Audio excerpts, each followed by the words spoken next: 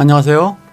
2010년대 대한민국에서 사회적 큰 파장을 몰고 온 사건이 있었습니다. 돈을 위해 농약으로 가족들을 살해한 사건입니다. 포천 농약 살인사건. 이 사건은 당시 큰 사회적 충격을 일으켰으며 범행의 동기와 과정에 경악을 금치 못한 사건입니다. 개요. 1970년생 여성 노은이 가명 당시 44세가 2011년부터 2014년에 걸쳐 농약인 제초제를 이용해 가족 3명을 살해하고 1명에게 중상을 입힌 엽기적인 살인사건이다. 남편들과 가족들을 범행 대상으로 삼고 보험금을 목표로 저지른 사건이다. 사건 과정. 2015년 2월 27일 경기지방경찰청 제2총 광역수사대 폭력 1팀은 피의자 노씨를 살인 혐의로 검거했는데 사건을 조사하는 과정에서 보험금을 노린 엽기적인 범행 행각이 드러나 사회적으로 충격을 주었다. 범행은 2011년부터 시작되었는데 노씨는 전 남편이었던 김모 씨의 집을 찾아가 몰래 농약을 탄 음료수를 냉장고에 넣어두었으며 일주일 후 이를 마신 김 씨는 다발성 장기 부전으로 급사했다. 김 씨의 어머니도 이 음료수를 마셨지만 맛이 이상하다는 걸 느껴 바로 뱉어냈기 때문에 다행히 화를 면했다. 당시 경찰은 김 씨가 채무를 갖고 있었다는 유족들의 진술을 토대로 김 씨가 신변을 비관해 자살한 사건으로 결론 내렸다. 이후 김 씨가 가입했던 보험사들로부터 4억 5천만 원의 보험금이 노 씨에게 지급되었다. 사망자의 전처인 노 씨가 보험금을 받을 수 있었던 것은 노 씨가 김 씨와의 사이에서 낳은 친딸의 친권이 있었는데 상속자인 자녀가 미성년이면 보호자 역할을 하는 사람에게 재산이 위탁되기 때문이다. 당시에는 김 씨가 보험에 가입한 지도 오래되었기 때문에 보험사들도 별다른 의심을 하지 않았다고 한다. 그로부터 1년 뒤 노 씨는 지인이 소개로 알게 된 이모 씨 43세와 재혼했으며 2012년 11월 말에 이 씨의 노모를 모시고 같이 살게 되었지만 노 씨가 들어온 지 한 달 만에 시어머니 홍 씨 79세가 폐렴으로 사망하고 7개월 뒤에 남편 이 씨마저 노모와 비슷한 폐렴 증상으로 급사하는 일이 발생했다. 이 씨 가족들은 노모야 나이가 많아서 자연사한 것으로 받아들였으나 건강했던 이 씨마저 노모와 비슷한 증상으로 급사한 점을 미심쩍어 했고 당시 이 씨를 담당했던 병원에서도 이 씨 몸에서 농약 중독으로 의심되는 정황이 있음을 가족에게 통보했다. 이 씨는 직접 농사를 짓지 않았고 어린 아들까지 있어 농약을 마시고 자살할 이유가 없었다고 한다. 하지만 남편 이 씨가 숨진 후 노 씨는 보험사로부터 5억 3천만 원을 사망보험금으로 수령받았다. 그런데 보험사 측은 노 씨가 거액의 사망보험금을 연속적으로 수령한 것을 수상하게 여겨 경찰에 수사를 의뢰했으며 여기에 더해 농약 중독과 관련된 세계 최고의 권위기관이기도 한 순천향대학교 부속 천안병원 농약중독연구소에서도 사망자들이 폐렴으로 인해 사망에 이르게 된 경위가 의심스럽다는 소견을 냈다.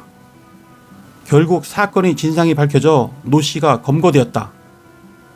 검거 이후에는 노 씨의 여죄가 밝혀졌다. 범행이 발각되기 전인 2014년 여름 자신이 전 남편 김 씨와의 사이에서 낳은 친딸 19세에게도 농약을 먹였는데 이 딸은 죽지 않았지만 중상을 입어 병원에 입원했다. 노 씨는 친딸이 병원에 입원하자 또다시 보험금 700만 원을 수령했다고 한다. 노 씨는 10억 원대의 보험금을 대부분 호화로운 생활에 사용했다. 고급 승용차나 2천만 원 상당의 고급 자전거를 사거나 백화점에서 수백만 원씩 쇼핑하면서 VIP 대접을 받았고 겨울에는 스키장 회원권을 이용해 스키를 즐겼다고 한다. 이 사건은 미제 사건으로 남을 뻔했지만 사건 해결에는 충남 순천향대 천안병원의 신장내과 홍세영 교수가 결정적인 역할을 했다.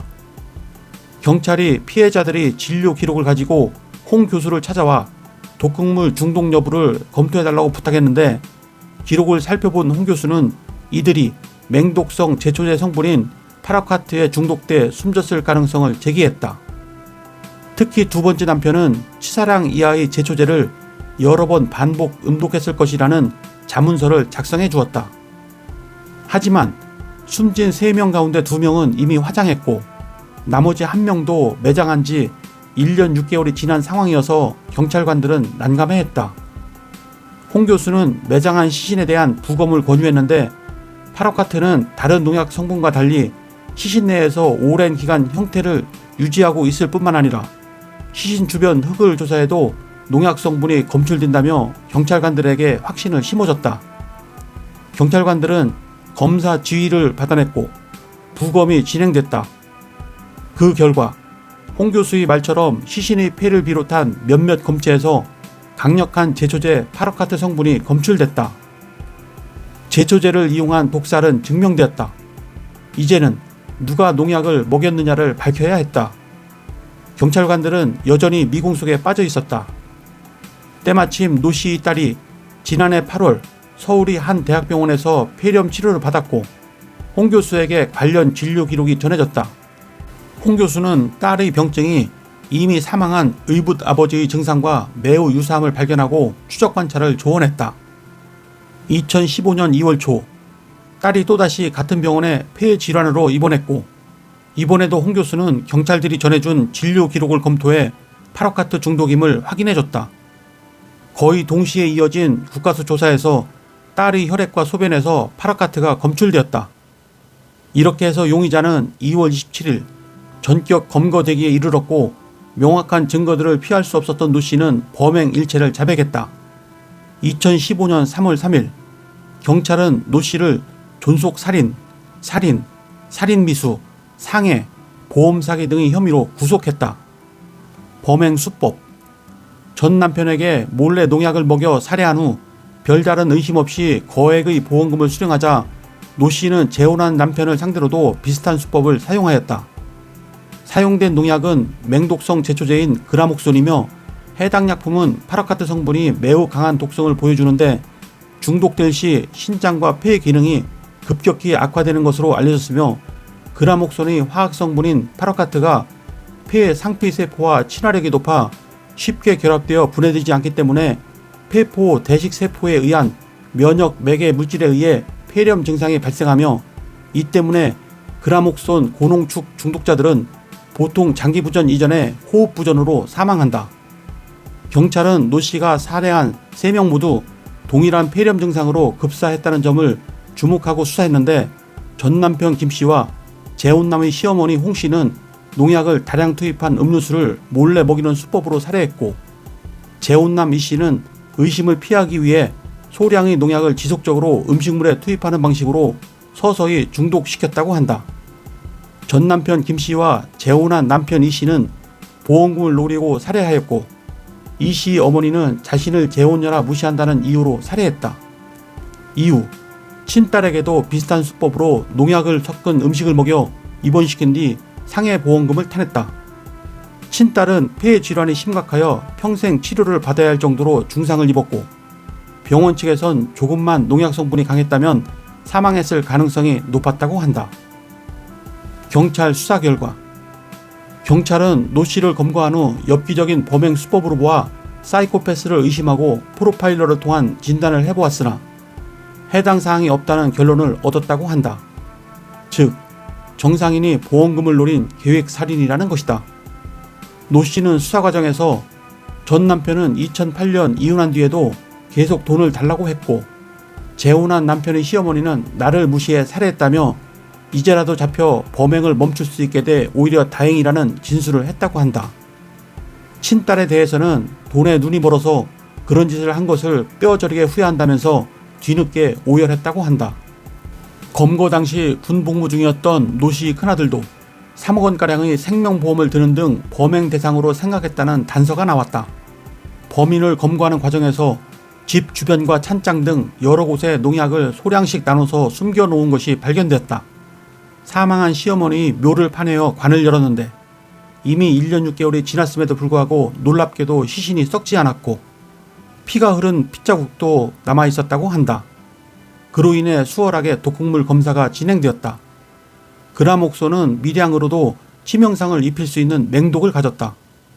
오죽하면 독극물계의 끝판왕으로 일컬어지는 청산가리에 비견될 정도다. 독성이 워낙 심해 2011년부터 금지된 약물이지만 강력한 제초 성분과 저렴한 가격 때문에 여전히 음성적으로 사용이 빈번하다고 한다. 재판 과정. 1심 의정부지방법원에서 검찰은 피고인 노 씨에게 사형을 구형하였다. 검찰은 피고인은 극악한 수법으로 반인륜 범죄를 저질렀다며 사회와 영원히 격리할 필요가 있다고 그 이유를 밝혔다. 2015년 8월 20일 의정부지방법원에서 범인 노 씨에게 무기징역을 선고하고 10년간의 전자발찌 위치추적 부착 명령을 내렸다. 2심 서울고등법원에서도 무기징역을 선고한 원심이 지나치게 무겁거나 가볍지 않다며 원심과 같이 무기징역을 선고하고 위치추적 전자발찌 부착 10년을 명령했다. 노 씨는 현재 청주여자교도소에 수감 중이다. 이 사건은 단순한 살인을 넘어 계획적이고 잔혹한 범죄의 전형으로 꼽히며 한국 사회에 깊은 영향을 미친 사례로 남아 있습니다. 그러면 다음 시간에 뵙겠습니다. 감사합니다.